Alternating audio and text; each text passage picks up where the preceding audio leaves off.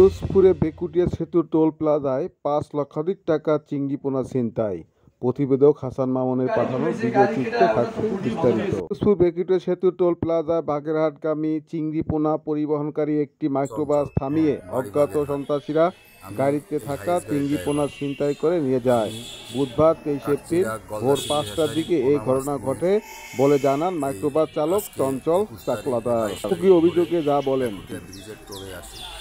টোলে আসলে পিছন দিক দিয়ে ৩-৪টা মোটরসাইকেল, সামনের দিক দিয়ে ২-৩টা মোটরসাইকেল এসে একজন লোক আমার গাড়িতে লক ধরে টানাটানি করে বা এই লক খুলে দিলে গাড়িতে উঠে আমার ফোনটা নিয়ে যায়। ফোনটা নিয়ে আমাকে নিয়ে একটা ভাঙাচোরা রাস্তায় ভিতরে চলে যায়। সেইখানে যে আমাকে আধা ঘন্টা ৪০ মিনিট যাবৎ ঘুরাইতে হঠাৎ করে একটা জায়গায় এনে তারা গাড়ি থেকে মাছগুলো নামায় নিয়ে আমাকে বলে, তুমি ওইখানে দূরে যে দাঁড়ায় থাকো। আমি দূরে যে দাঁড়ায় থাকি। এরপরে তারা ওই মাছগুলা আর একটা গাড়ি আসে, নাম্বার প্লেট ঢাকা, গামছা দিয়ে, এরপরে সেই গাড়িতে করে মাছ তুলে নিয়ে তারা চলে যায়। এরপরে আমাকে দুইটা ছেলে একটা মোটরসাইকেল নিয়ে আসে। সেই মোটরসাইকেলের নাম্বার প্লেট নেয়, এসে বলে যে আমাদের পাশ আয়।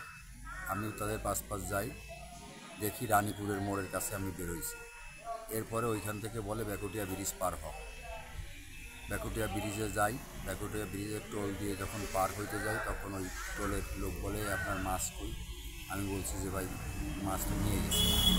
তখন তারা বলে যে এর মধ্যেও ওই দুইটা ছেলে, হেলমেট পরিত ছেলে দুইটা, তারা বলে এই গাড়িটা আনবে। এরপরে আমার ব্রিজের পূর্ব পাড়ে নিয়ে যেয়ে আমার গাড়ির ভিতরে মোবাইলটা শুয়ে মেরে বলে যে তুই 11টার আগে এই ব্রিজ পার হবি না, পার হইলে কিন্তু তোরে মারি ফেলবে।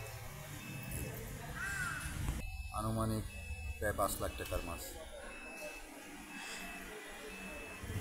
আমার কাছে ওই হ্যাচারির চালান ছিল, ট্রেড লাইসেন্স ছিল। আমি ওই কাগজপত্রও তাদের দেখাইতে গেছি, কিন্তু তারা কোনো কিছু দেখবে না।